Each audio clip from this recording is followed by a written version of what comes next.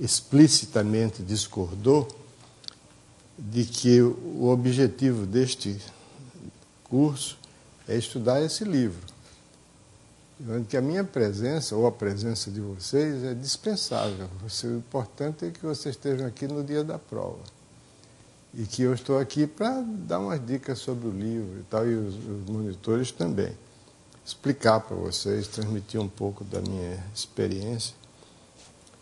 Então, por exemplo, agora eu deixei alguns detalhes sobre o capítulo de integrais, que eu volto depois para ver. Por exemplo, o capítulo de integrais termina com a definição de logaritmo por meio de uma integral, que é uma definição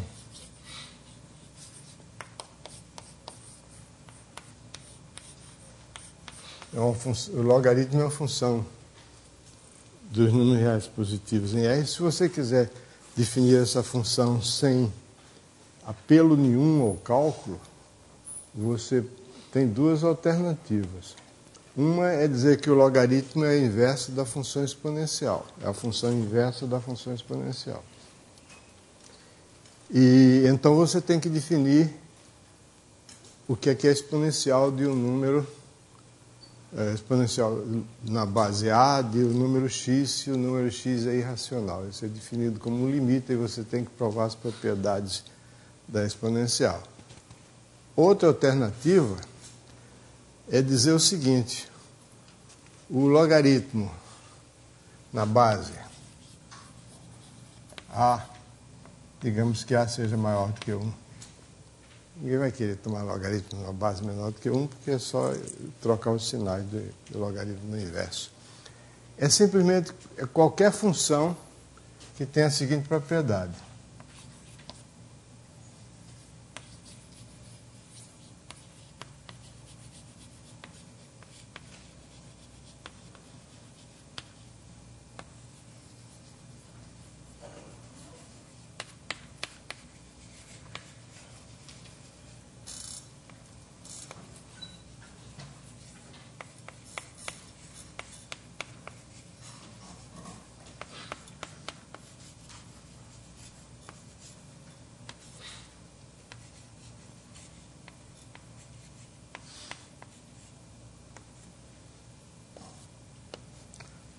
Só existe uma função, existe uma e somente uma função definida nos reais positivos que tem essas duas propriedades. Aliás, as três.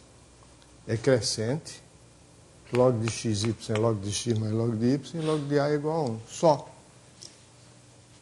Vocês sabiam disso? Para demonstrar isso não precisa saber nada de cálculo. Não precisa nem saber o que é limite. Só precisa saber que em todo intervalo existem números racionais e números irracionais. Por exemplo, uma função que tem essas propriedades aqui, ela tem que ser positiva em todos os pontos. Ela não pode ser zero nunca. Por causa disso aqui. Se ela for zero, ela é identicamente nula, mas se ela for identicamente nula, ela não é crescente. Porque o log de xy é log de x mais log de y. Se você tivesse algum valor para que ele fosse igual a zero, o log de x fosse igual a zero, aí você teria uma contradição logo. Você pegava o log de x é igual a zero, aí você supõe o x maior do que 1, o log de x seria maior do que o x maior do que a, o x menor do que a. Então o log de x, y seria maior do que o log de y, mas aqui é igual. E assim por diante. Bom, se vocês quiserem saber essa abordagem dos logaritmos feita de maneira elementar, lê 5 ou 6 primeiras páginas de um livrinho que eu escrevi que se chama Logaritmos.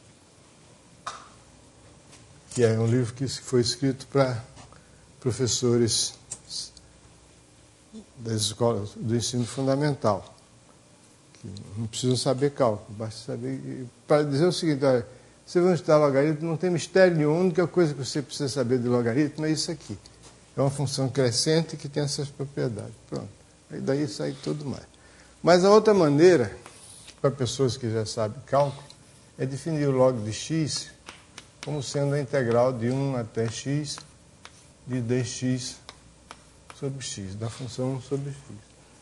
Se você dá essa definição, então resulta imediatamente que é uma função crescente, porque a integral de uma quantidade positiva,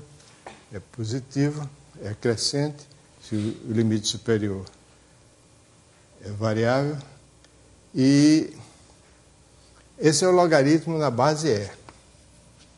Então é o número cujo logaritmo é 1. E a gente está provado aí no livro que esse número é 1 mais 1 sobre n elevado a n, então o limite quando n tende para o infinito. Então, essa parte eu vou pular, pelo menos por enquanto. Se sobrar tempo e vocês pedirem, eu volto para isso. Mas eu vou começar hoje a parte de sequência de funções, que é muito mais interessante e apresenta aspectos novos, que não são necessariamente metodológicos. Porque isso aqui é uma parte de logaritmo aí, como depois vem uma parte de funções trigonométricas, é uma coisa mais metodológica. Quer dizer, eu estou mostrando como é que os fundamentos da análise servem para você dar uma definição precisa, matematicamente rigorosa, dessas funções, logaritmo, exponencial, funções trigonométricas, etc. Está tudo aqui no livro. Em poucas páginas, 3 páginas. Então, hoje nós vamos falar de séries e sequências. Série é um caso particular de sequência. Então, vamos falar sobre sequência de funções.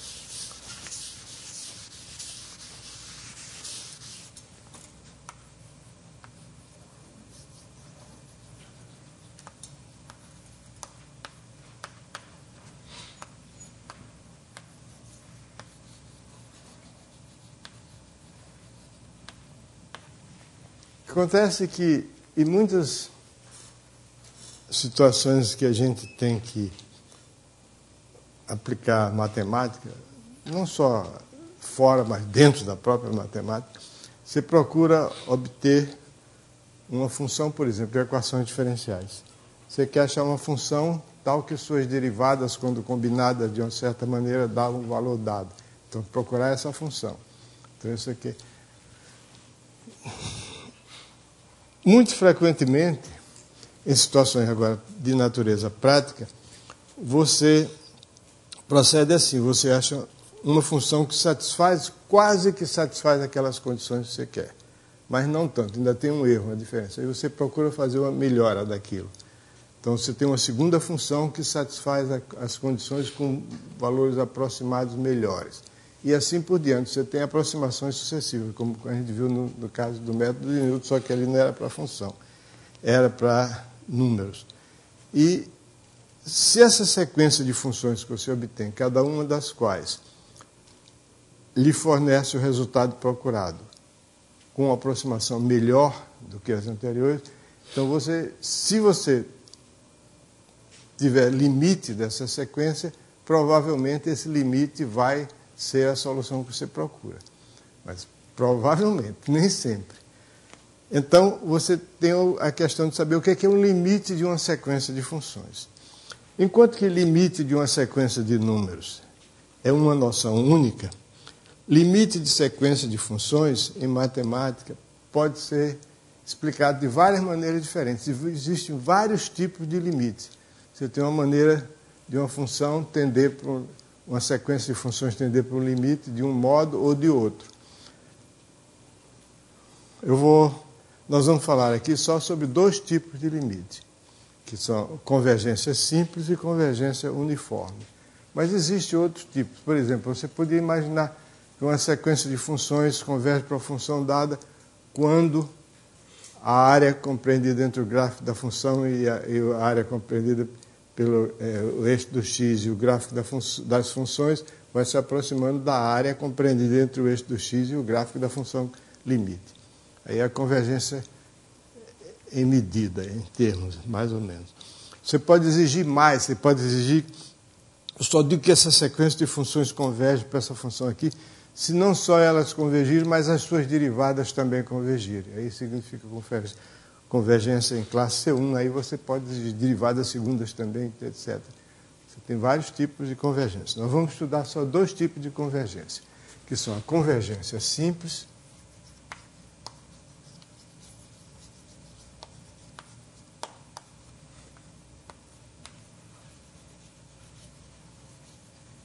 e a convergência uniforme.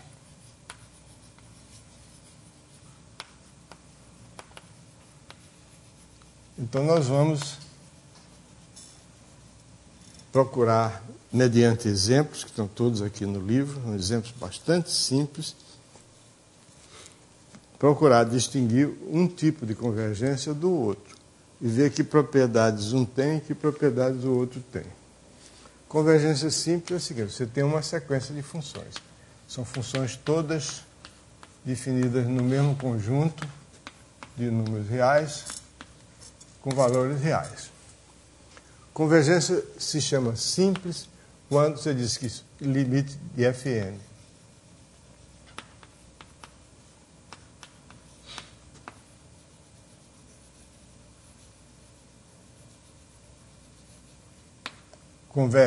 A sequência converge para F simplesmente quando, para todo x em x, o limite de Fn de x em n, né, é f de x.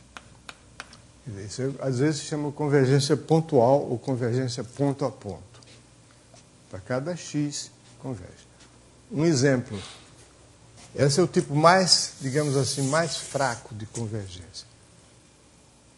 Pelo menos entre os dois. Existem tipos mais fracos ainda. Exemplo.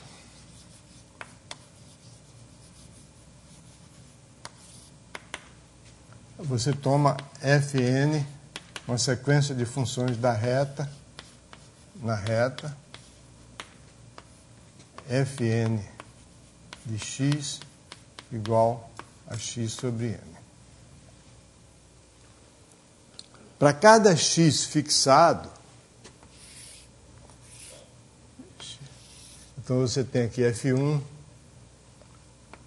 F2, estou traçando os gráficos dessa função, F3, etc.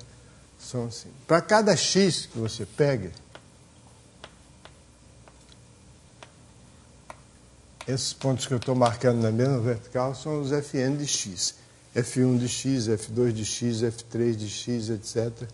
Para cada x aqui, F1 de x, F2 de x, etc., são as ordenadas desses pontos.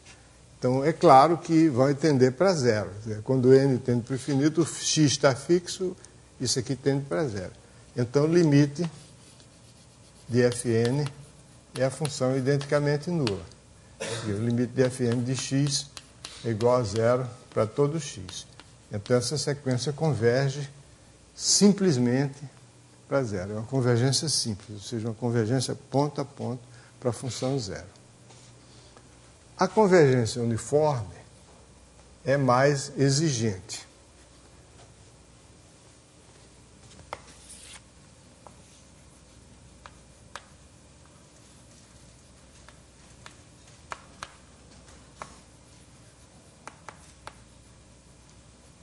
Se você olhar para a definição de convergência simples, aqui diz que para cada x, esse limite de Fn de x, quando n tende para o infinito, é igual a f de x. Isso significa que para cada epsilon maior, para cada x e para cada epsilon maior do que zero dado, existe um n0 que depende não só do epsilon, mas depende também do ponto x, que para cada x o n0 é diferente, tal que n maior do que n0 implica que Fn de x menos f de x menor do que epsilon. Examinando esse exemplo aqui, você vê que esse n0 depende do x. Quando você tomar um x muito grande, você tomar um x igual, digamos, a 1 milhão, digamos. Aí, para que x dividido por 1 milhão seja menor do que epsilon, é preciso que n... x é igual a 1 milhão. Se para x dividido por 1 milhão, por 1 milhão dividido por n seja menor do que epsilon, é preciso que n seja maior do que 1 milhão dividido por epsilon, que vai dar maior ainda do que 1 milhão. Você está imaginando que o epsilon é pequeno.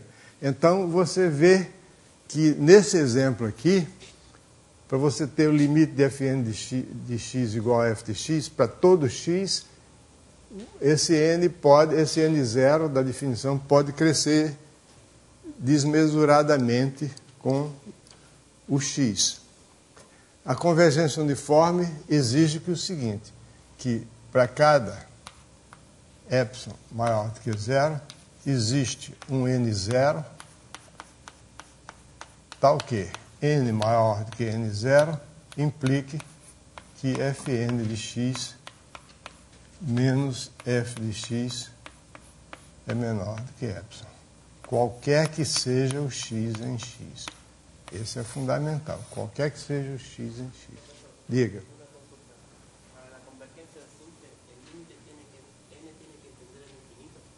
Sempre, em todas as convergências. Eu botei n tender para zero? Muito obrigado. Não precisa nem botar aqui. Limite em n, já sabe que n tende para o infinito. Quando você tem uma sequência. Eu botei n tender para zero, faz parte dos meus esquecimentos. Então, uma maneira da gente visualizar geometricamente, maneira essa que ajuda muito a compreensão, visualizar geometricamente a convergência uniforme é o seguinte: imagine o gráfico de f. Então, para cada epsilon maior do que zero, eu tenho uma sequência de pontos, de funções, fn de n de x em r. Então, esse é o gráfico da função f.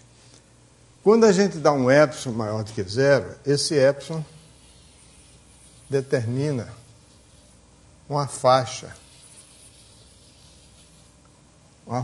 em torno do gráfico. Essa faixa é formada por todos os, digamos aqui, uma faixa, vou chamar uma vizinhança V. Vizinhança V da função f e raio epsilon é como se fosse uma bola com centro na função e raio epsilon, e é uma bola no sentido do espaço das funções.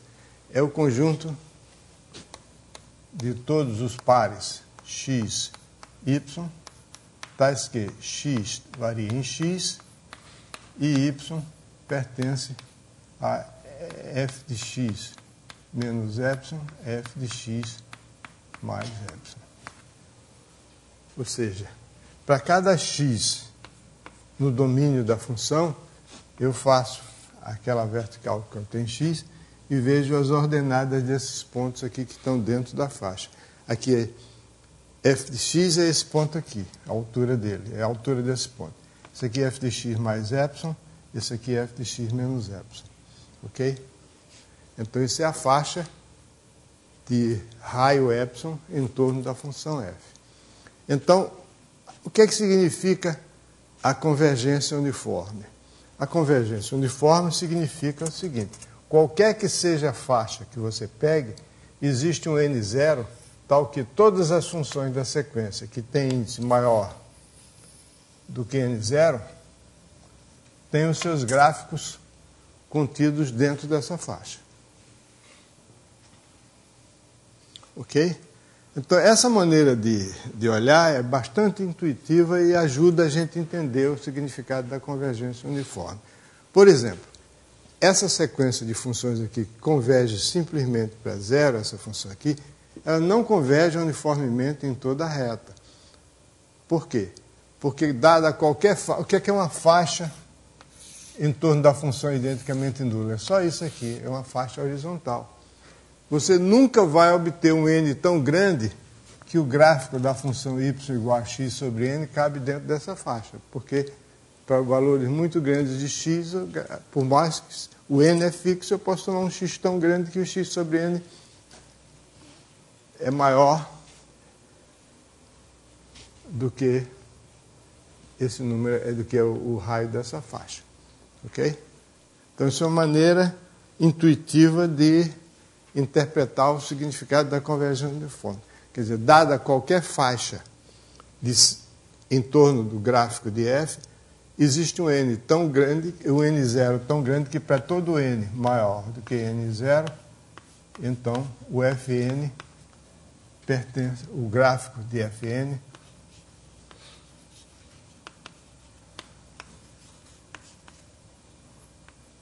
está contido nessa faixa.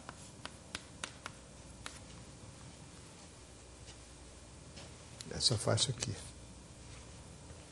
V. Ok? Então vamos ver alguns exemplos mais para fixar essa noção. Voltando a esse exemplo aqui, esse exemplo inicial. Então nós já vimos que essas funções são definidas de R em R, essas funções que convergem simplesmente para a função identicamente nula, essa sequência não converge uniformemente para a função identicamente nula. Entretanto, se nós nos restringirmos, por exemplo, a um intervalo limitado,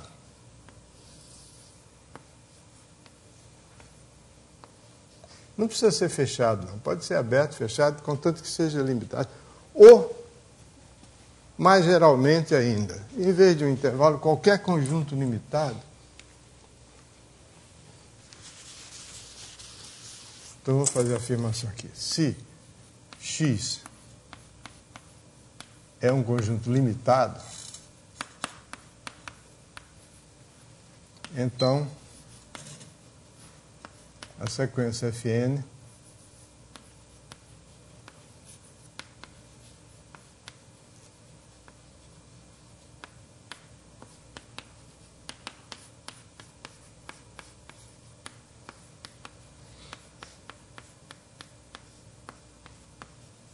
converge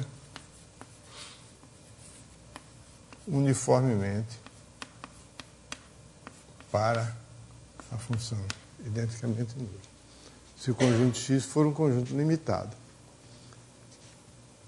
Todo mundo aceita isso ou eu preciso provar que é verdade? Porque se x é limitado, os seus elementos são todos em valor absoluto menor do que uma certa constante c. Então, se x é limitado, existe um c positivo, tal que para todos os pontos de x tem valor absoluto menores do que ou iguais a c. Então, isso aqui é um conjunto limitado. Então, o x sobre n em valor absoluto é menor do que ou igual a c sobre n. Então, se eu tomar um epsilon, dado um epsilon, tome n0 tal que o c sobre n0 seja menor do que epsilon, ou seja, isto é, n0 maior do que c sobre epsilon. Então, n maior do que n0 implica que n é maior do que c sobre epsilon, portanto, x sobre n é menor em valor absoluto do que epsilon, qualquer que seja o x em x. Porque para todo x em x, o x sobre n vai ser menor do que c sobre n. Então, do que c sobre epsilon. Não, o x sobre n vai ser menor do que c sobre n, que vai ser menor do que epsilon. Porque todos os x são menores do que c. Ok? Então, essa sequência de funções que não converge uniformemente na reta, converge uniformemente em qualquer conjunto limitado. Então, a sequência é uma sequência uniformemente convergente para a função identicamente nula no conjunto limitado. E, geometricamente, você enxerga isso assim, que você tem um conjunto limitado, então ele cabe dentro do intervalo. Então, a função y igual a x sobre n, qualquer das funções fn igual a y igual a x sobre n, aqui dentro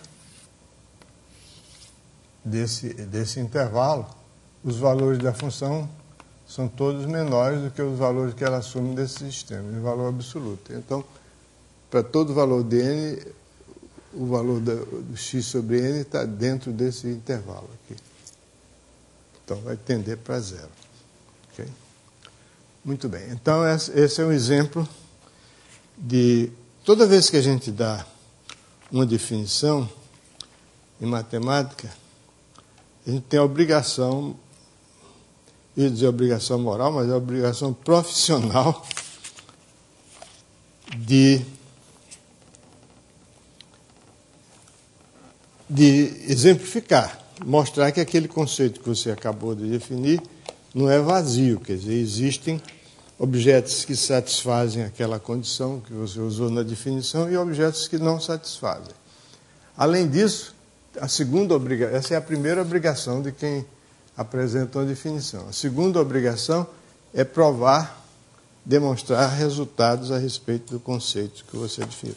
Vamos dar mais um exemplo que é bastante instrutivo. É o seguinte. Vamos considerar a sequência de funções fn do intervalo 0, 1, fn de x. Simplesmente eu estou procurando exemplos bastante simples. X elevado a n. Tem uma sequência de funções bastante simples. Vocês sabem que para x entre 0 e 1, com exceção do ponto 1, x elevado a n é sempre menor do que x, exceto para x igual a 1. Aí, x elevado a n é igual a 1 mesmo para todos os valores de n. X elevado a n é sempre menor do que x. E, à medida que o n cresce, o x elevado a n tende para zero, para todo x. De modo que, por exemplo, x1 é essa função aqui, todas essas funções assumem o valor 1 no ponto 1. x2 é um pedaço de parábola.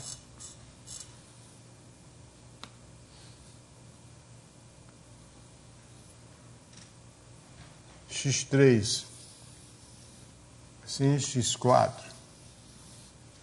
Então, o que a gente nota, olhando esses gráficos? A gente nota que o limite pontual, o limite, essa sequência,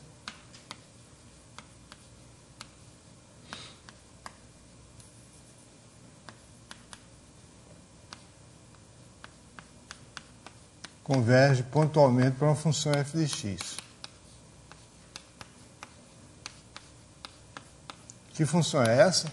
F de x é igual a zero se x é menor do que 1 e f de 1 é igual a 1. Então, essa sequência de funções converge ponto a ponto, converge simplesmente para uma função cujo gráfico é esse aqui. É a função que é quase que identicamente nula. Ela é zero para x menor do que 1 e é igual a 1 no ponto zero. Então, nós temos aí uma sequência de funções contínuas que converge ponto a ponto para uma função descontínua. Essa convergência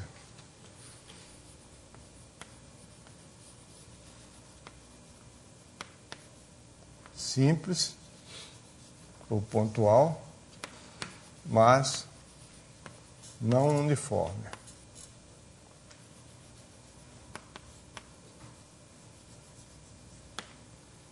Não é uma convergência uniforme.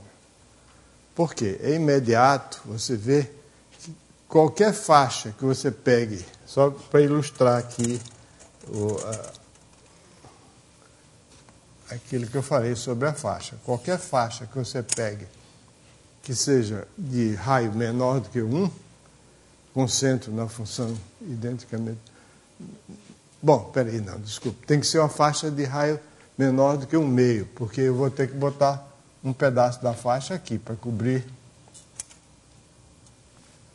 A faixa tem que cobrir, a faixa tem que cobrir o gráfico da função. Tem que cobrir esse pedaço aqui e depois tem que cobrir o zero lá. Então, se eu pegar uma faixa de raio menor do que 1/2, aí essa faixa não vai conter os gráficos dessa função. Não vai conter gráfico nenhum nenhuma função dessas funções. Então, é uma convergência simples, mas não uniforme. Agora, se você tomar um número delta, que seja um número positivo, mas menor do que 1, então, xn, essa função fn, fn está aqui definida. Fn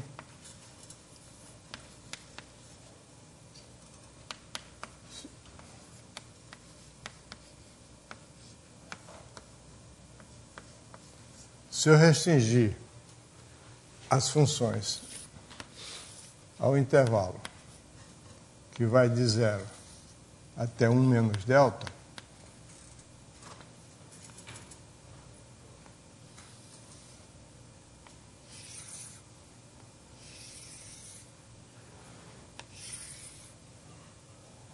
então essa convergência vai ser uniforme.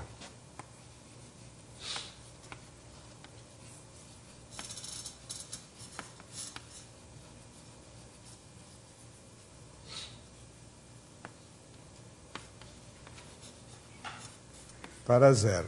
Converge uniformemente para a função identicamente nula. A razão é a seguinte, é que esse número 1 menos delta é um número menor do que 1, que o delta é positivo, então os valores que essa função assume aqui, a função x elevado a n, os valores que a sequência x elevado a n assume aqui, são todos maiores do que os valores que ela assume nos pontos anteriores, porque a função é crescente.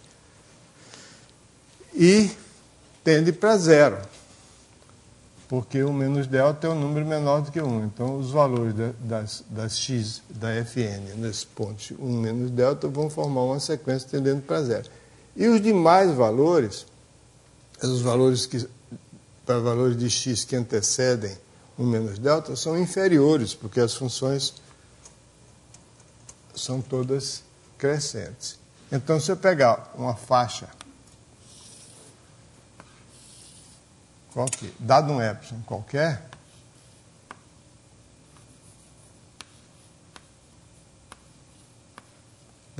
qualquer, eu posso fazer com x elevado a n menor do que epsilon para todo x simultaneamente, para todo x de 0 até 1 menos delta, desde que eu tome o n suficientemente grande, porque todos aqueles gráficos vão cair ali dentro. Basta que 1 menos delta elevado a n seja menor do que epsilon. Se 1 menos delta elevado a n for menor do que epsilon, então x elevado a n vai ser menor do que epsilon para todo n menor do que ou igual a 1 menos delta. Então, aqui nós temos um exemplo de uma sequência de funções que converge para uma sequência de funções contínuas que converge para uma função descontínua, e essa convergência não é uniforme nesse intervalo compacto 0, 1. Mas, se eu tomar um intervalo, qualquer intervalo que termine antes do 1, aí a convergência é uniforme. Okay? Agora, um exemplo bem mais interessante é o exemplo de uma sequência de funções que nós vamos ver. O primeiro teorema que nós vamos demonstrar aqui vai ser que se uma sequência de funções contínuas converge uniformemente para uma função, essa função limite é necessariamente contínua. Tem até uma controvérsia histórica interessante, segundo a qual o matemático francês Cauchy, ou Augustin Cauchy, que foi uma das primeiras pessoas que destacaram o conceito de limite como sendo o conceito básico da análise, ele provou que todo limite de funções contínuas é uma função contínua. E isso, evidentemente, está errado. Então, todo mundo, o erro de Cauchy. Mas, recentemente, alguns historiadores, lendo com cuidado, analisando os escritos de Cauchy, chegaram à conclusão que a noção dele de limite de uma sequência de funções era um limite uniforme. Então, ele estava certo. Quer dizer, tem sempre um jeito de resgatar a memória dos grandes homens. Então nós vamos provar esse teorema, segundo o qual toda sequência de funções contínuas que converge uniformemente para uma função necessariamente contínua. Quer dizer, o limite uniforme de uma sequência de funções contínuas é uma função contínua. Então, aquele exemplo, uma vez demonstrado esse teorema, esse exemplo aqui assegura de cara a não uniformidade, porque eu tenho uma sequência de funções contínuas convergindo para uma função descontínua, então essa convergência não pode ser uniforme.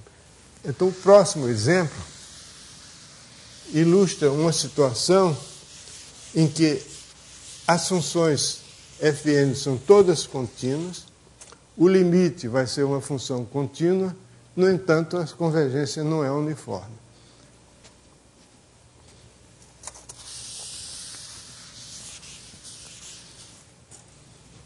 As funções são fn, sempre aqui do intervalo 0, 1, para ficar... Eu estou sempre procurando os exemplos mais simples.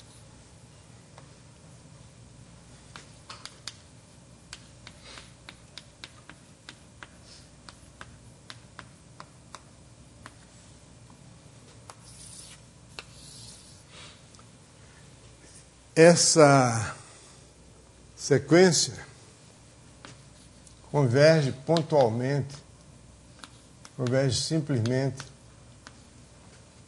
para a função identicamente nula. Quer dizer, limite de fn de x, eu vou explicar logo.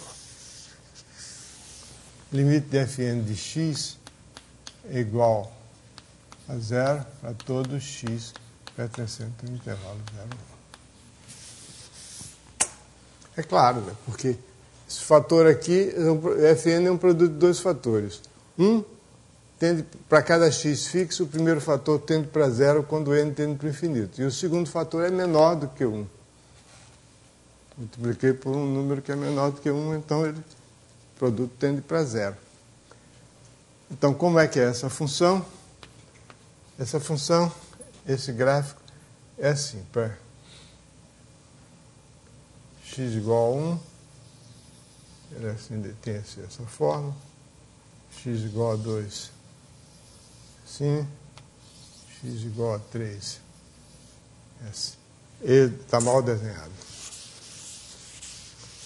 O que acontece é o seguinte, se você, um pouquinho de cálculo, vai mostrar que cada uma dessas funções atinge o valor máximo no ponto x igual a 1 sobre raiz enésima de 2. E esse valor máximo é igual a 1/4. Não sei se é fácil ver. Só isso aqui é xn menos x2n, então calcular máximos e mínimos todo mundo já sabe. Então aqui você tem o ponto 1/4, aqui é 1, está mal proporcionado, um corte devia ser menor, mas tudo bem. É porque eu quero ter espaço para desenhar.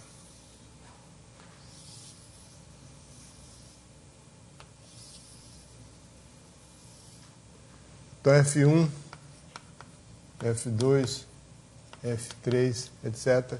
E por aí vai. Todas essas funções, como eu disse, assumem o seu valor máximo igual a 1/4 no ponto 1 sobre raiz enésima de 2. E, portanto, essa sequência, essa convergência não é uniforme.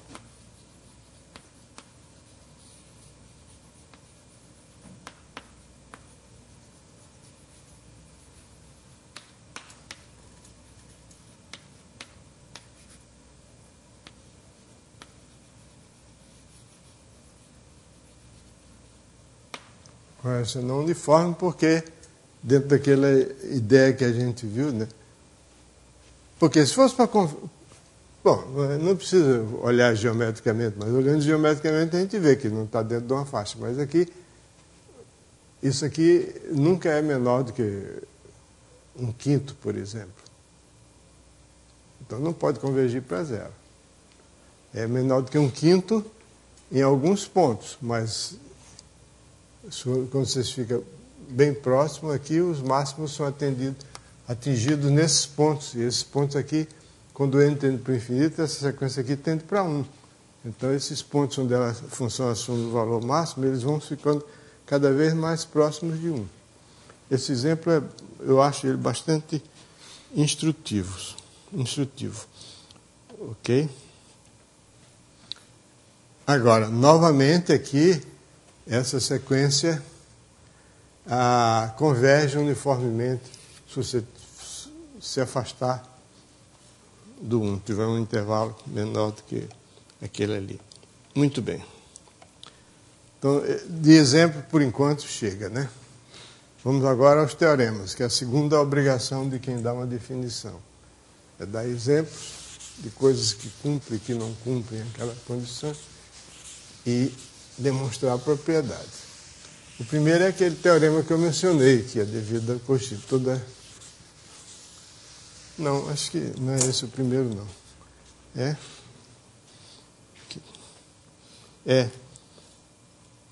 Toda sequência todo limite uniforme de funções contínuas num ponto é uma função contínua no ponto.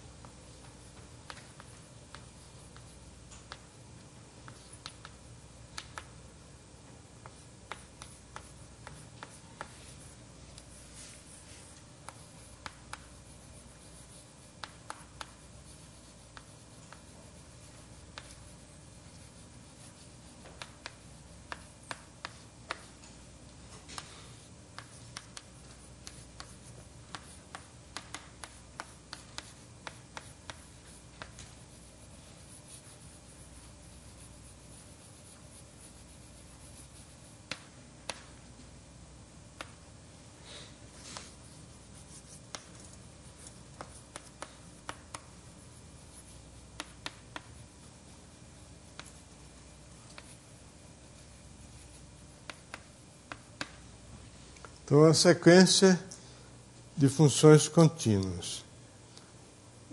Ou melhor, de funções que são contínuas no ponto A. E se essa sequência converge uniformemente para uma função f, então a função f é contínua no ponto A. Para provar que ela é contínua, eu uso a definição de função contínua. Dado epsilon maior do que zero,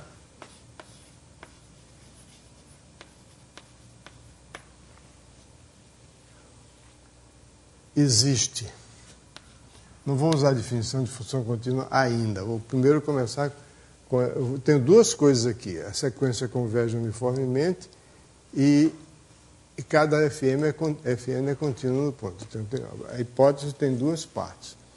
Então, esse epsilon podia ser utilizado para cada função fn ou para a sequência.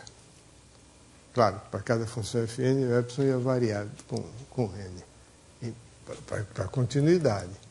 Porque o epsilon da continuidade não é o epsilon da convergência, é outro. É porque existe uma noção, quando você tem uma sequência, que nesse livro eu não trato, mas eu acho que no livro Curso de Análise, volume 1 é mencionado, é a noção de sequência equicontínua num ponto. Uma função é contínua num ponto quando, dado um epsilon, existe o delta tal que x menos a módulo menor do que epsilon, menor do que delta, o f de x menos f de a é menor do que epsilon. Esse delta depende da função, claro, e do ponto. Mas quando você tem uma sequência de funções, se dado um epsilon, são todas contínuas naquele ponto, e dado um epsilon, você pode escolher um delta que sirva para todas as funções, aí a gente diz que é uma sequência equicontínua. Mas isso é outra história. A sequência equicontínua é uma noção que se deve a um matemático italiano chamado Ascoli, que tem é notável, porque ele tem a propriedade de Bolzano-Weiss. Toda sequência equicontínua limitada tem uma subsequência que converge uniformemente. Aí, isso é uma coisa que não é verdade em geral, mas só para equicontínua. Mas deixa para lá. Dado epsilon maior do que zero, isso aí, se vocês quiserem ver mais, está no finzinho do livro Curso de Análise, volume 1. Eu fico fazendo propaganda dos meus livros. Eu já disse a vocês, minha ideia, meu propósito é ficar milionário. No dia que eu vender 2 milhões de livros, eu estarei milionário. Vai demorar um pouco, né? Dado epsilon maior do que zero, existe um n0 tal que n maior do que n0 implica fn de x menos f de x menor do que epsilon. E provavelmente eu vou ter que dividir esse epsilon por alguma coisa. Eu vou botar um traço de fração aqui e deixar vazio para depois a gente ver o que é que eu preciso dividir. Eu sei, ou melhor, eu posso copiar daí, mas não tem graça.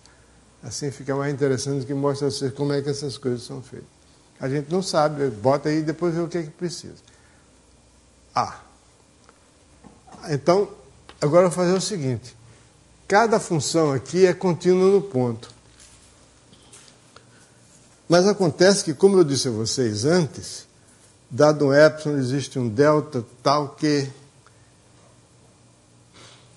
Mas esse delta vai depender não só do epsilon, mas da função.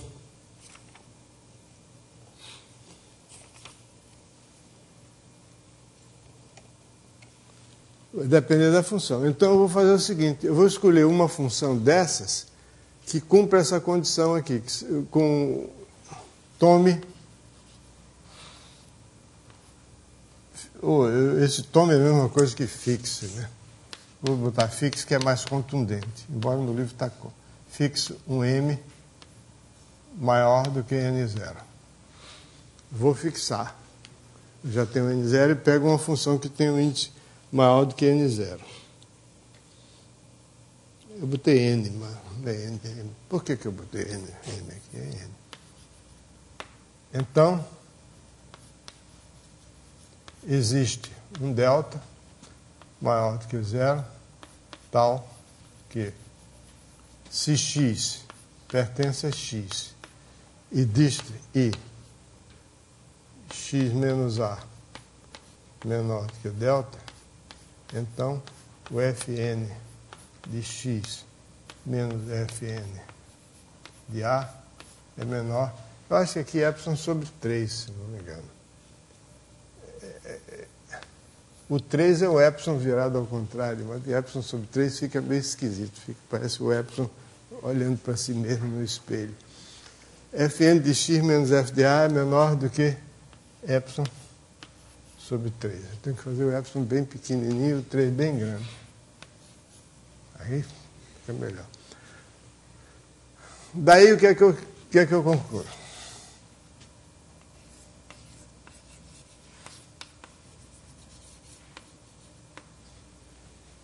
Eu quero saber Agora, eu quero garantir que esse epsilon, ou que esse delta, é o epsilon que eu preciso para provar que a função f é contínua. Então, f de x menos f de a. Eu quero mostrar que isso é menor do que epsilon se eu tomar o x menos a, x em x, tal que x menos a menor do que delta. Então, esse aqui é menor do que ou igual a f de x menos fn de x. Olha que eu escolhi já o n está fixado. Mais fn de x menos fn de a mais fn de a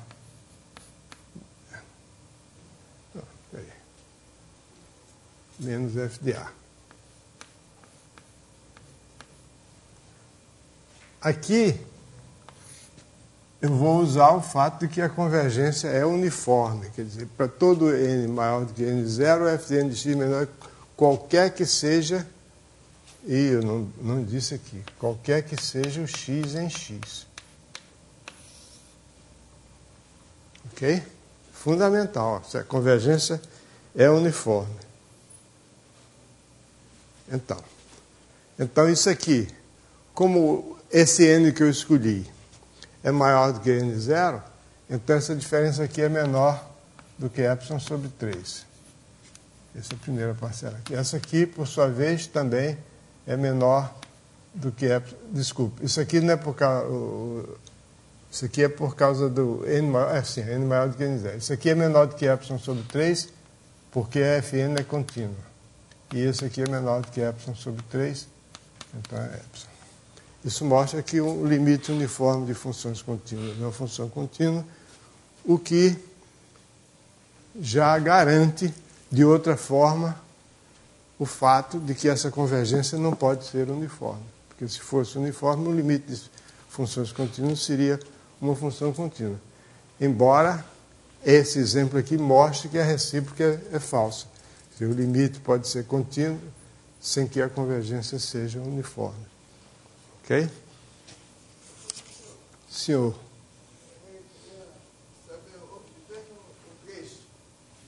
O 3, porque vão aparecer 3 parcelas aqui. 1, 2, 3. Eu quero aproximar o f de x do f de a, mas eu não sei como aproximar o f de x do f de a. Então eu aproximo o f de x para o fn de x. A proximidade do f de x como o fn de x está garantida pelo fato de que a sequência fn converge para f uniformemente. Então, o fn de x está próximo do fn de a por causa da continuidade da fn no ponto A. E fn de a está próximo de fn de f de a também por causa da convergência ser uniforme. Essas coisas que você faz na demonstração, é por isso que eu falei. Você não põe, eu sei que vai aparecer um denominador, eu não sei. O 3 é porque apareceram 3 parcelas. Se fossem 4, eu botava dividido por 4. Às vezes, quando a gente está tratando de integral, é preciso que esse negócio seja menor do que epsilon, mas isso aqui dá um b menos a, a gente bota o b menos a no denominador para poder dar certo. Às vezes dá preguiça, você não pode, você deixa assim mesmo. Deixa tudo menor do que epsilon, no fim dá menor do que 3 epsilon, mas 3 epsilon é tão pequeno quanto epsilon. Você pode escolher o 3 epsilon em vez de epsilon. Uma consulta é paga. Pergunta é gratuita. Consulta é paga. Fala. Pode falar. Uno puede inferir que si una función, una secuencia de función tiene convergencia uniformemente, puede decir que tiene convergencia simple o no. Claro. É evidente. Não está claro para você, não? Eu esqueci de mencionar isso explicitamente. Foi até bom você perguntar. Me parece bastante claro que toda sequência, a própria definição, toda sequência que converge uniformemente, converge simplesmente. Porque a única diferença entre convergência simples e convergência uniforme, ambas produzem um n0 a partir de um epsilon dado.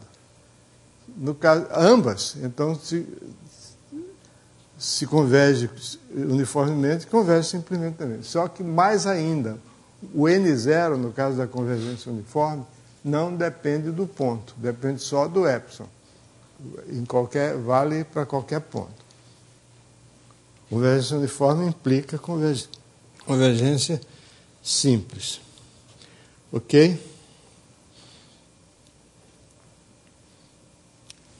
Agora tem um teorema muito legal, também devido a um analista italiano, Dini. É o teorema de Dini.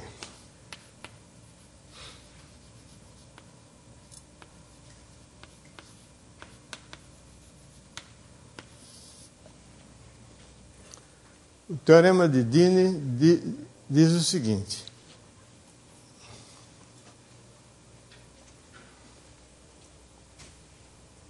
Deixa eu apagar aqui. Com pena eu apago essa figura, porque essa figura é muito instrutiva. Antes do teorema de Dini, eu preciso dar uma definição que é mais ou menos natural. Você diz que Fn de x converge monotonicamente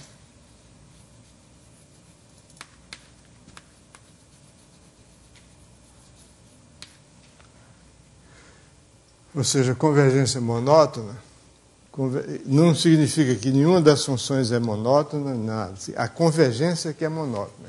Significa o seguinte. F e Fn são todas definidas no mesmo conjunto. Converge monotonicamente quando para cada x em x a sequência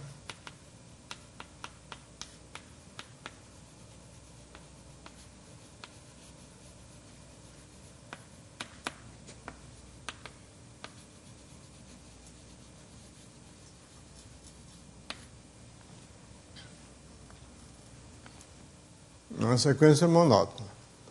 Então, o teorema de Dini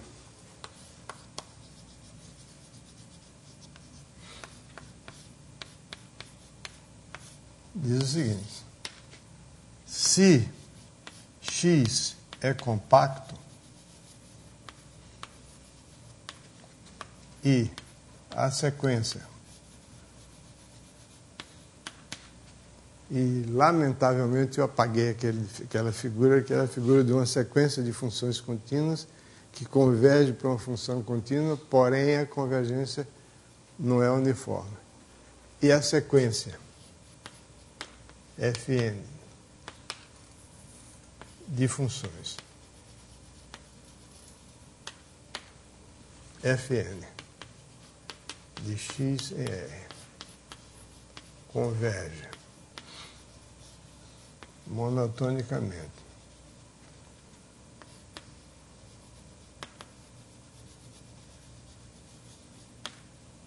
para a função contínua f, então a convergência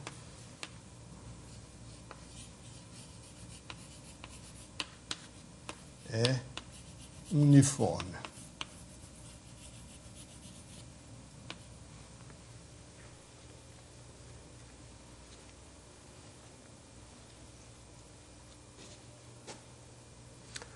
Essa aqui é uma sequência de funções contínuas que convergem monotonicamente. Mas a função limite não é contínua. A função da sequência tem que ser contínua.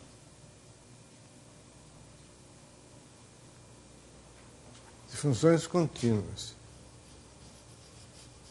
Muito obrigado. Se uma sequência de funções contínuas converge monotonicamente para uma função contínua, então a convergência é uniforme.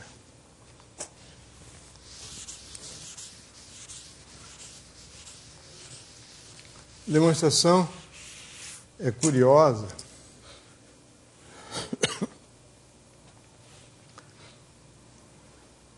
Bom, porque eu uso uma propriedade de compactos que a gente não usa muito frequentemente. Não, nós já usamos para o princípio dos intervalos encaixados. O que nós usamos é o seguinte, é um teorema que diz o seguinte: se você tem uma sequência de conjuntos compactos não vazios,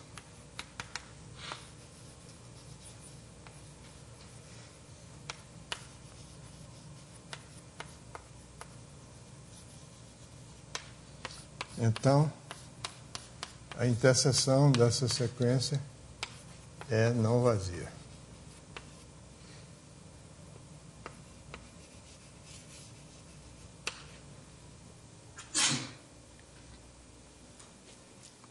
E nós vamos usar esse teorema sob a forma contrapositiva, quer dizer, se você tem uma sequência de compactos cuja interseção é uma sequência decrescente de compactos, cuja interseção é vazia, então algum compacto dessa família é vazio. Portanto, os seguintes todos são. Então, você vai fazer o seguinte: nas condições do teorema, para cada n, seja xa dado epsilon maior do que zero.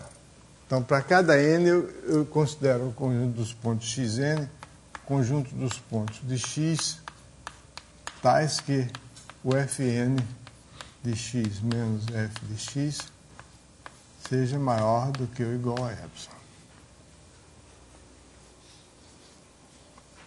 Ok?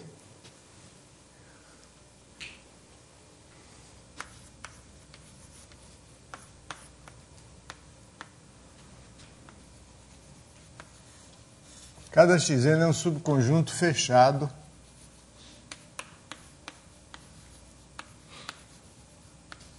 de x,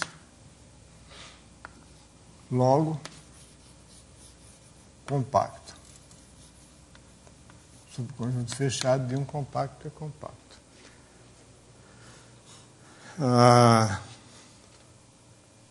Além disso,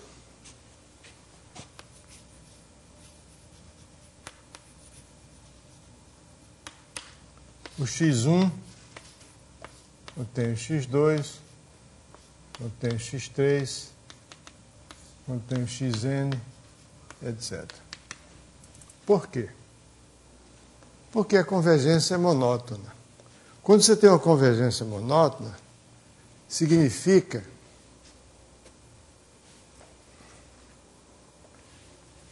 o seguinte, que para cada x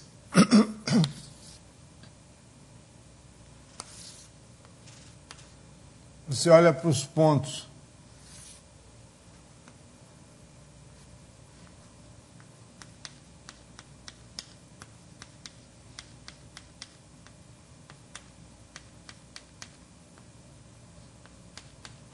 esses números, esses f1 de x, f2 de x, f3 de x, etc., f de x aqui que eu estou marcando, são as alturas daqueles pontos. Aqui é o eixo do x. X igual a zero. Então, convergência monótona significa que esses pontos aqui convergem monotonicamente para f de x. Então, cada vez que eu tenho uma sequência monótona, se você pega f de n mais 1 de x menos f de x, vai ser menor do que ou igual a fn de x menos f de x.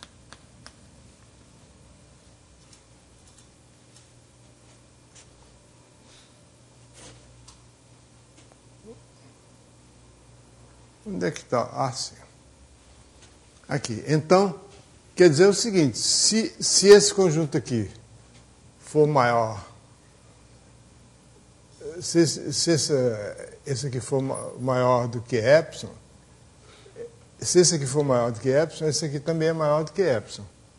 Então, fn mais 1 de x menos f de x é menor do que fn de x. Então, o xn mais 1 que é o conjunto dos pontos em que Fn é maior do que epsilon, então o seguinte... Não, o seguinte é maior, não. Se esse aqui for maior... Se esse aqui for maior do que epsilon, esse aqui também é maior. Então, desculpe, não é? Quer dizer, o xn mais 1 está contido em xn. Se isso aqui for maior do que epsilon, então esse aqui também é maior do que epsilon. Porque esse aqui maior do que epsilon significa xn mais 1. Porque se x está em xn mais 1, vou fazer a demonstração formal. Se x pertence a xn mais 1, então isso significa que Fn mais 1 de x menos f de x é maior do que ou igual a epsilon. Consequentemente, o Fn de x menos f de x é maior do que ou igual a epsilon. Consequentemente, o x está em xn. Quer dizer, cada x maiúsculo está contido no x anterior. Então, você tem uma sequência de pontos, uma sequência de conjuntos compactos, que é uma sequência decrescente de conjuntos compactos. O fato de que esses conjuntos são fechados decorre do fato de que cada Fn e a F são contínuos. Muito bem. Mas acontece que a interseção de todos eles é vazia.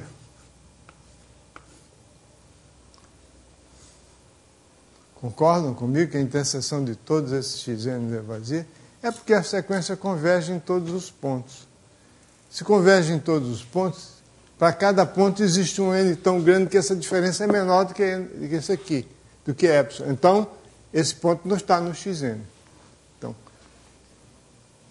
melhor, esse ponto não está em nenhum daqueles xn com n maior do que aquele n0 ali. Então, o xn a interseção é vazia. Porque se um desses conjuntos aqui é vazio, todos os seguintes são vazios. Bastava que um fosse vazio para a interseção ser vazia. Mas se ele é vazio, todos os seguintes são. Então, a interseção é vazia, logo, algum deles é vazio. Porque a interseção é vazia pelo conjunto, pelo teorema aqui. Se a interseção é vazia, porque algum dos conjuntos é vazio. Bom, então,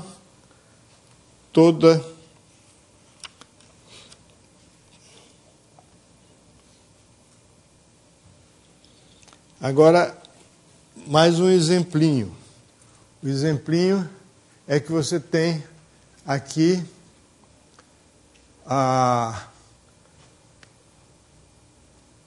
se você olhar só para o intervalo aberto à direita, então não tem esse último ponto aqui, fica aqui.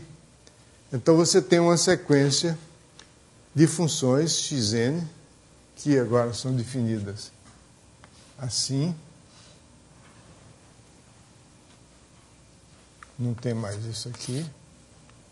Ok?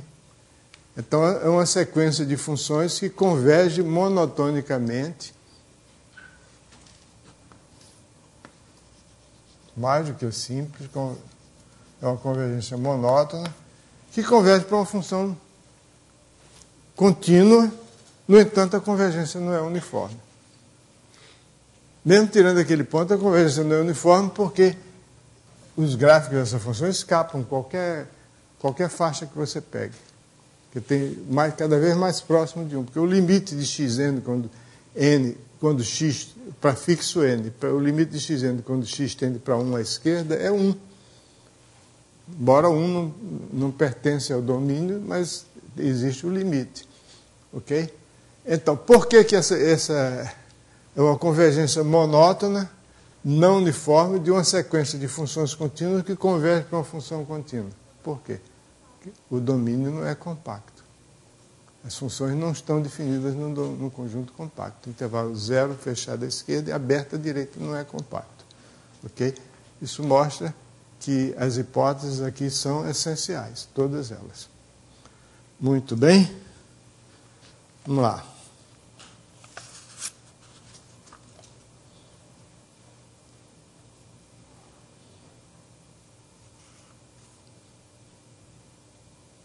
Bom,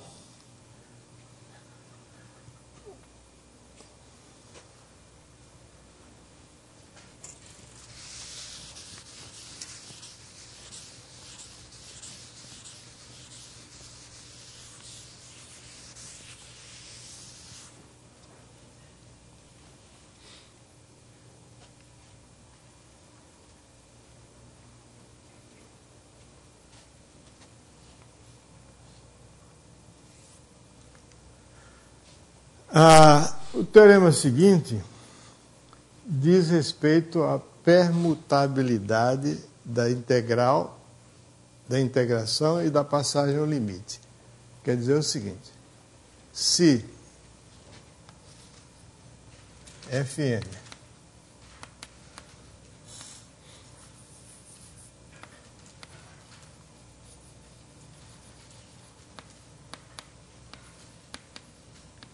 se a sequência de funções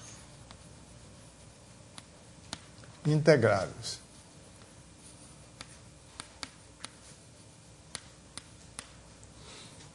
Fn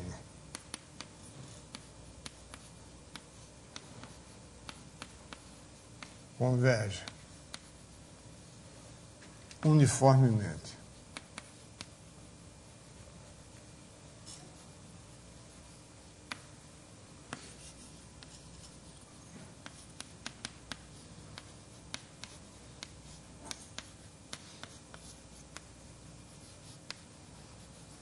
para uma função f, então f é integrável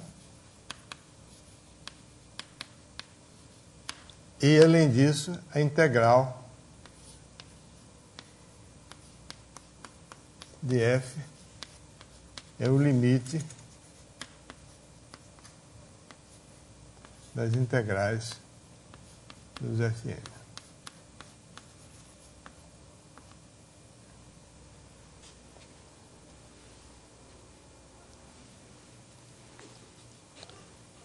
Aqui deve ter um exemplo meio.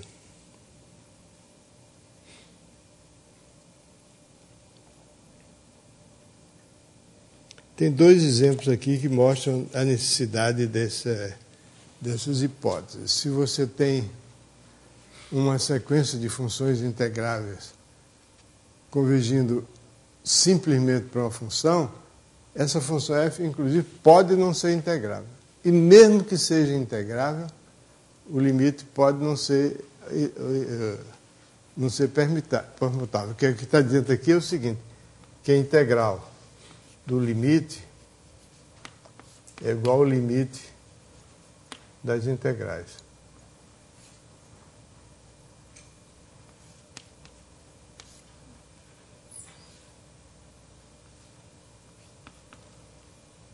Em termos simples, a integral do limite é o limite das integrais, quando a convergência é uniforme. Se eu tivesse demonstrado o que eu não demonstrei, que aquela condição suficiente de integrabilidade é também necessária, ou seja, nós vimos o seguinte, que se uma função tem os seus pontos de descontinuidade, formam um conjunto de medida nula, então essa função é integrável. Mas eu não demonstrei a recíproca. A recíproca é que se uma função é integrável, então o conjunto dos seus pontos de descontinuidade tem medida nula.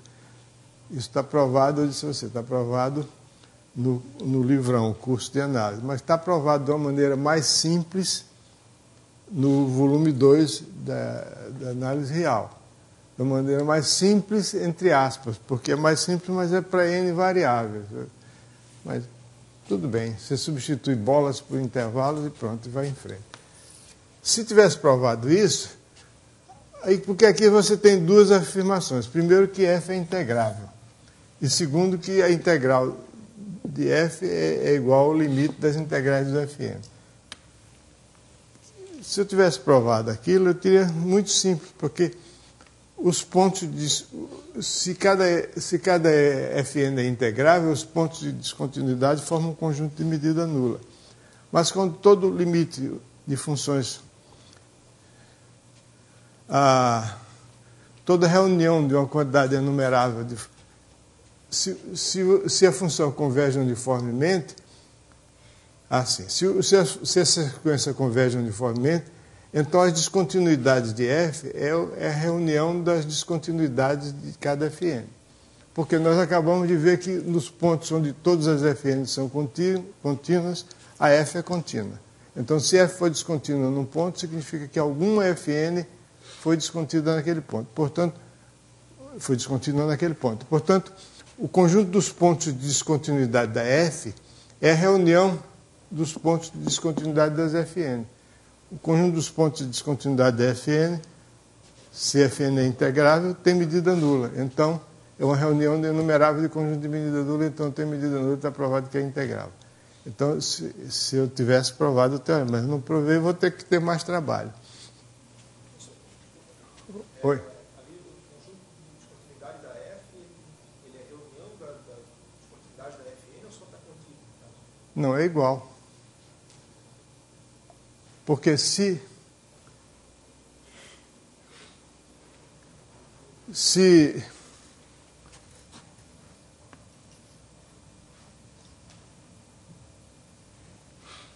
não, está contido. Tem razão, está contido. O conjunto dos pontos de descontinuidade da f está contido. Não é igual, não, está contido. Porque podia ser que algumas funções fossem descontinuidade, depois acabasse aquelas, daí em diante ficava tudo contínuo e tudo bem. Você pode alterar o começo, botar uma função no começo da sequência que é descontínua em todos os pontos e aí acabou.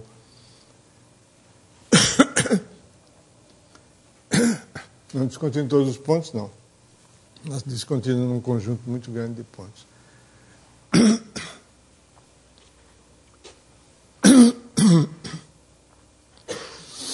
Bom, aí eu ia dizer alguma coisa, mas não me lembro o que era. Provavelmente era uma bobagem.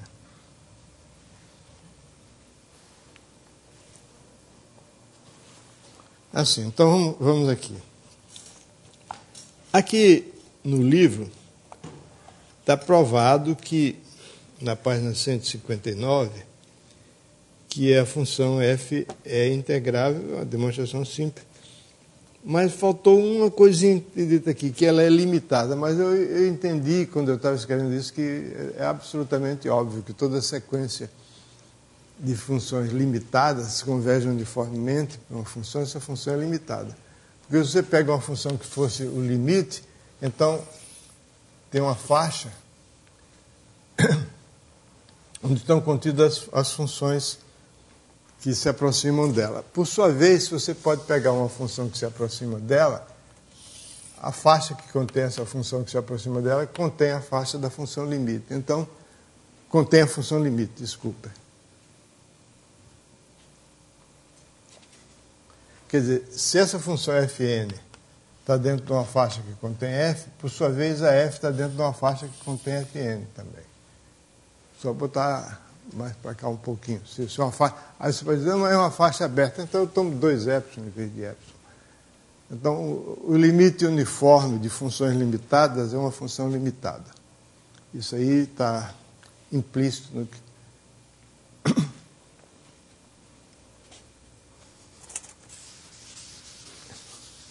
Normalmente, esse tipo de coisa eu costumo dizer explicitamente. F é limitada, é claro. Aí desmoraliza a pessoa que disser que não entendeu.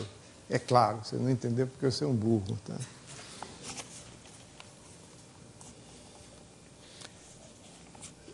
Vocês notam o seguinte, que todos esses livros eu nunca escrevo a expressão que muitos colegas, inclusive em tudo quanto é língua, escrevem. É fácil ver.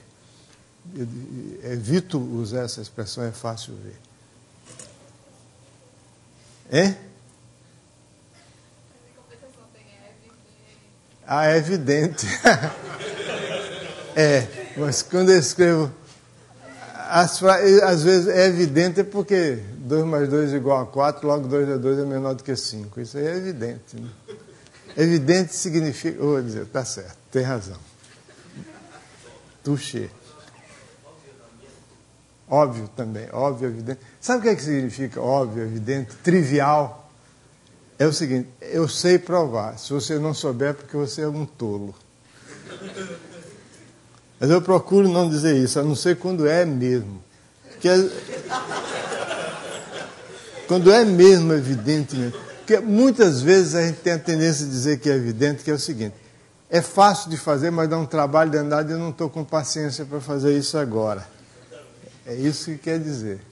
Tem um livro que foi publicado recentissimamente, que é um livro Teoria dos Números, tem 4 autores, um deles é o Gugu, nosso colega aqui, Carlos Gustavo Moreira, que ele, no prefácio, nas primeiras páginas do livro, ele explica o significado dessas frases todas. O que quer dizer isso? Trivial, o que é que significa? Trivial significa eu sei fazer, pronto. Só isso. Bom, então, aqui eu tenho que provar que f é integrável.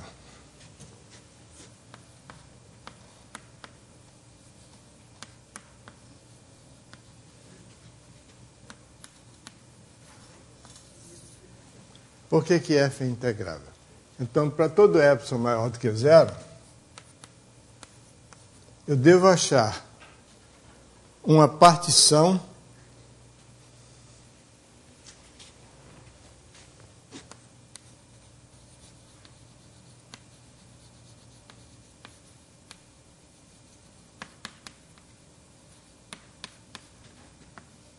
do intervalo AB tal que a soma das... Eu tenho que escolher a notação para não ficar diferente daqui.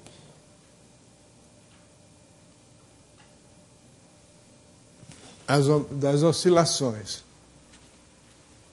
Ômega I. TI menos TI menos 1 é menor do que epsilon, onde ômega I é a oscilação M maiúsculo de I menos M de I.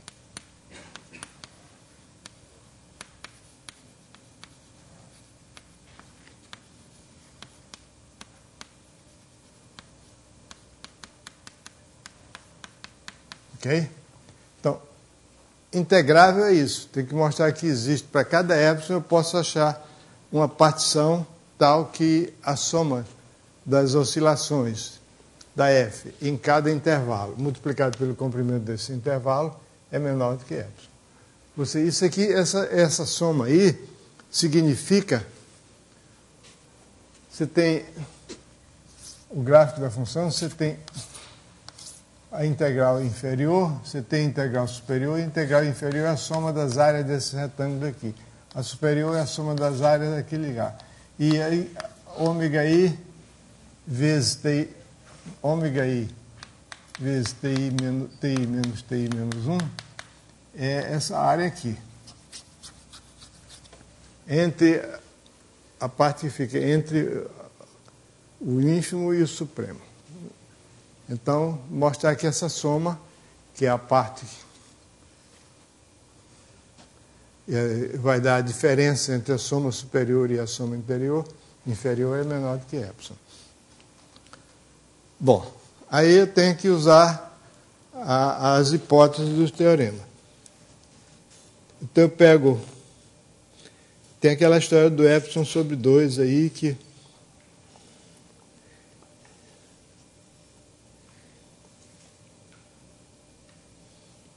Dado epsilon maior do que 0, achar uma partição. Primeiro, existe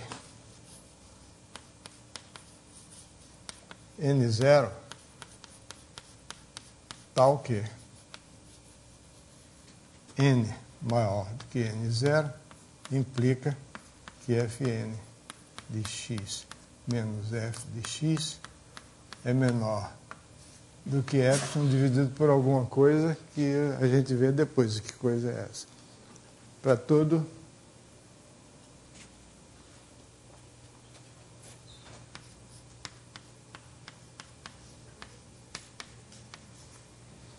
então eu tomo um n maior do que n0. O que é que vai acontecer?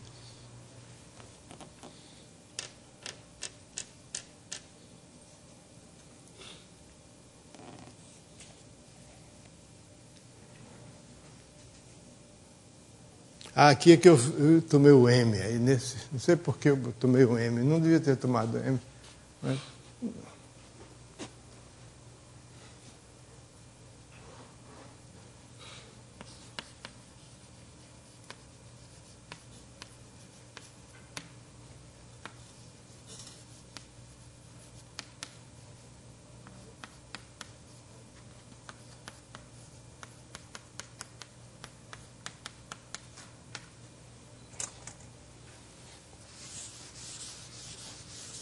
Então eu tenho...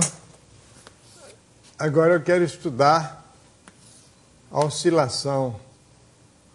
Eu tenho TI menos 1, TI. Quero estudar as oscilações da função f em cada um desses intervalos e fazer essa soma aqui. Então eu tenho essa diferença aqui, TI menos 1, TI, que é menor do que f. Se eu pego dois pontos quaisquer aqui,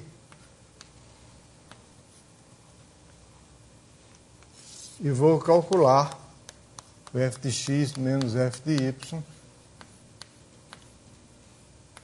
O sup dessas diferenças, f de x menos f de y em valor absoluto, o sup dessa diferença,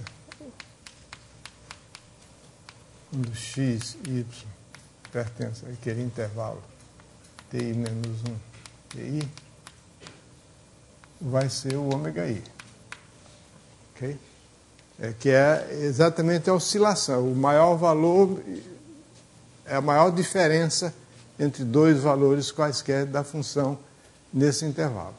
Isso aqui, novamente, eu vou fazer aquela decomposição. É menor do que uma soma disso, mais a soma daquilo. Eu vou olhar aqui. Você não se incomoda de olhar, não, né? Então, novamente, é a soma de três parcelas. Só para não...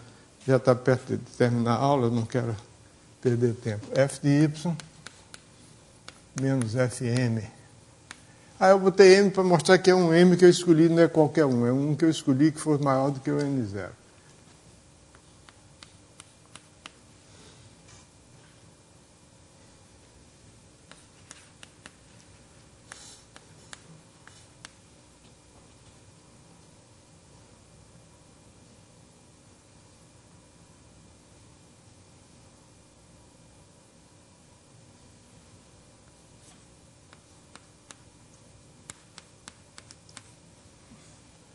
Do ponto de vista psicológico, eu devia colocar o fm de x na frente para poder dar a ideia de que vai cancelar com isso para dar aquilo lá.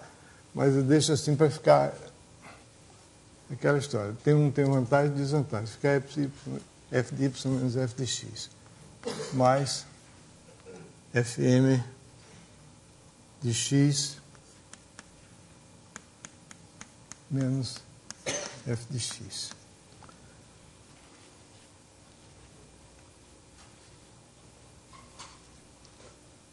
Bom,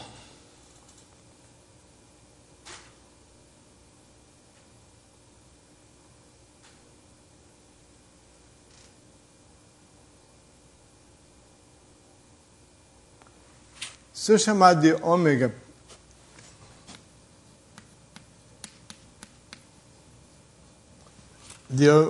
prima a oscilação de fm, isso aqui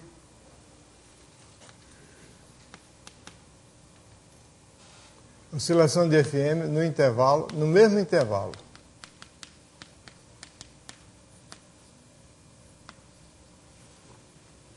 Então, o que vai acontecer?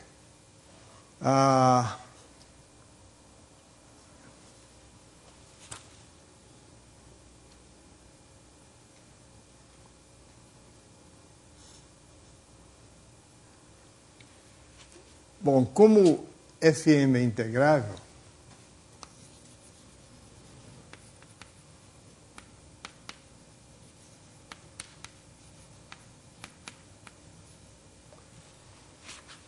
então eu tenho o seguinte, como FM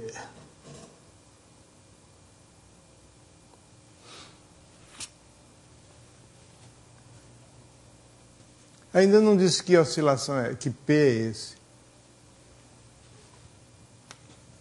Existe P tal que a soma das oscilações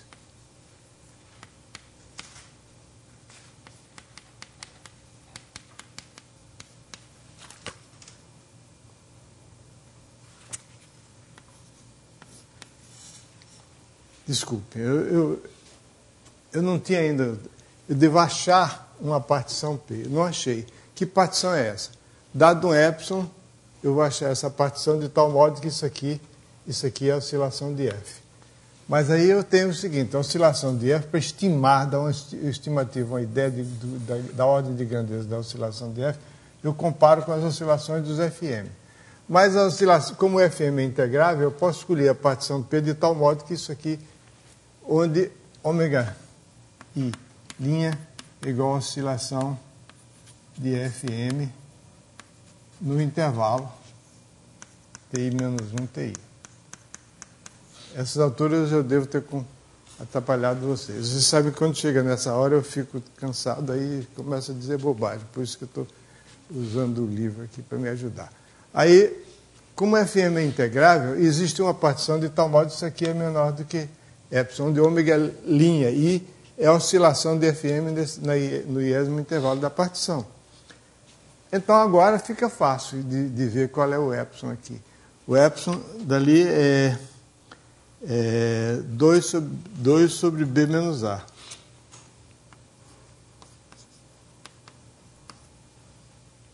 Epsilon sobre 2 vezes B menos A. Então isso aqui, essa diferença aqui, é menor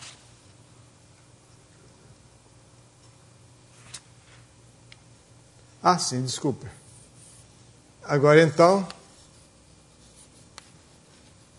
a soma de ômega I, TI menos TI menos 1, isso aqui é a oscilação, esse é que eu quero calcular, porque é a oscilação de F, né, a diferença entre a integral superior e a integral inferior de F naquela partição. Esse aqui vai ser igual, vai ser menor do que ou igual à soma de ômega I', TI menos 1, mais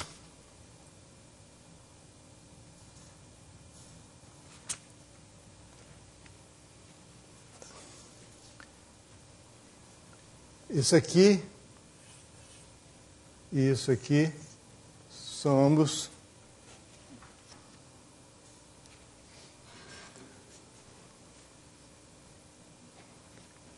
menores do que... Cadê?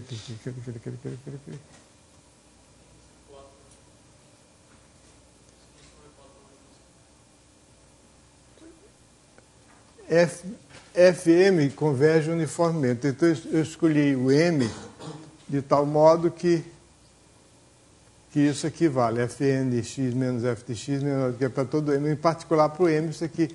Então essa soma aqui é menor. Essa soma aqui vai ser menor esse aqui, mas esse aqui vai ser menor do que epsilon sobre 2 vezes a soma de todos os TI menos 1. Ok? Porque essa diferença aqui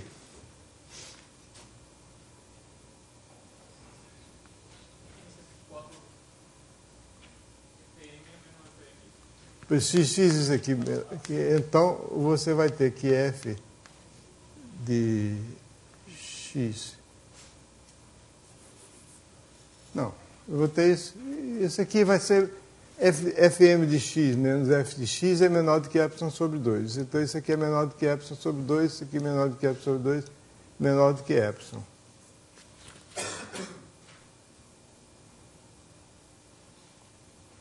Não.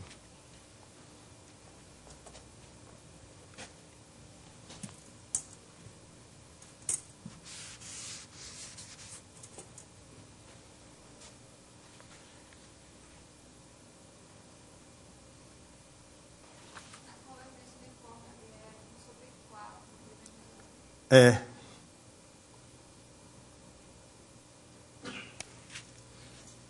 Sobre 4. Então, isso aqui fica sobre 2. Epsilon sobre 2 mais epsilon sobre 2. Epsilon sobre 2 vezes a soma de todos os comprimentos.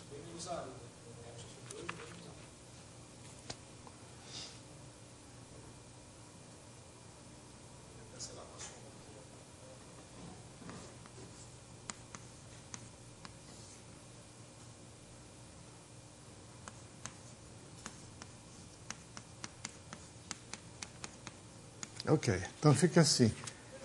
Então isso aqui somando tudo dá menor do que epsilon sobre 2 mais epsilon sobre 2, que é igual a epsilon, o que prova que a função é integrável. Uma vez provando que a função é integrável, o fato de que a integral é igual ao limite das integrais é imediato, porque se você considerar, olha aqui, imediato, tem outra palavra, óbvio, imediato, evidente, trivial. Se você fizer a integral de Fn de A até B, x dx, e você calcular isso, integral de A até B, de f de x dx, essa diferença aqui vai ser igual à integral de A até B de Fn de x menos f de x dx. Então, isso em valor absoluto, isso aqui, em valor absoluto, vai ser menor do que igual à integral do valor absoluto. Isso aqui é menor do que epsilon sobre vezes b menos a. Se esse aqui for menor do que epsilon para todo x. Porque é convergência uniforme. A diferença que existe entre convergência uniforme e não uniforme é que essa integral aqui, o x varia de todos os modos entre a e b. Então, essa diferença aqui vai ficar...